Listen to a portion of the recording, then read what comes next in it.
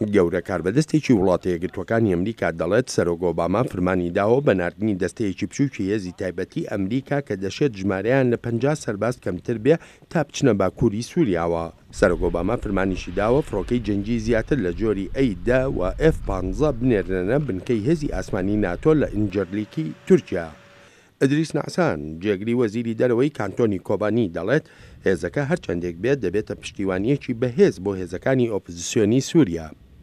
ji bo vê jî Amerîka jî wek hêzekî piştgir ji bo kesên li dij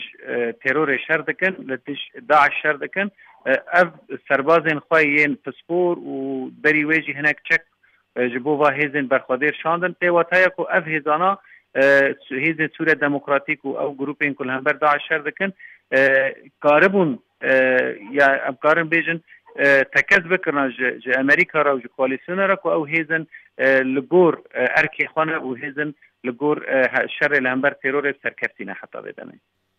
بەڕێز نعسان دەشڵێت هیچ گومانێکی تیادا نییە گەیشتنی ئەو هێزەی ئەمریکا کاریگەری ئەرێنی خۆی دەبێت لەسەر زەوی. بێگومان wê tesîratî xwe pozîtîv hebe ji ber ku tedît her ev hêzana herdem di şerê xwe da bi hewceyê alîkariyê ne çi warê leşkerî da çek û cebelxane jî û warê zanyarî da jî ji bo vê jî her çixwast ev zanyarî pêş bikeve û ew çek û cebelxane girantir bibin wê wataya wê li ser erdeyê destkeftê û pêşkeftinên ser erde zêdetir bibine.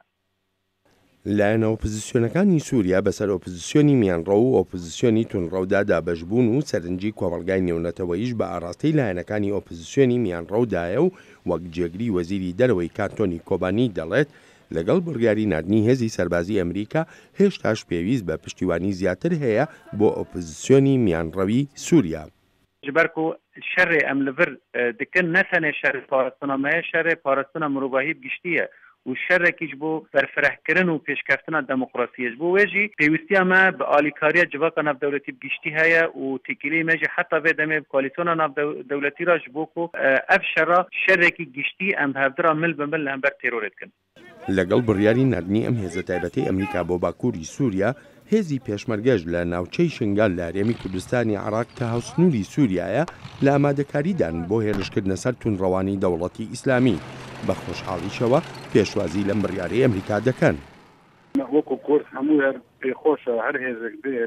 ئەگەر لە بەرژەوەندی گەلی کورد بێ ئێمە پێشوازی لێ دەکەین پێ ناخۆشە باڵانسیش هێز بگۆڕێ کە باڵانس هێزەکەش گۆڕا لەگەر لە بەرژەوەندی کورد ئێمە بە خێراتنیان دەکەین و خۆشحاڵ لەبین بەهاتنیان. هاوکاتی هەروادێ و بەرزکردنەوەی زیاتری هەوڵە لەشکریەکان لەلایەن وڵاتە یەکگرتووەکانی ئەمریکاوە کاربەدەستان جەختیش دەکەنەوە لەوەی هەوڵە دیبلۆماسیەکانیش زۆرتر دەبن بۆ گەیشتن بە چارەسەریەکی سیاسی قەیرانی سووریا.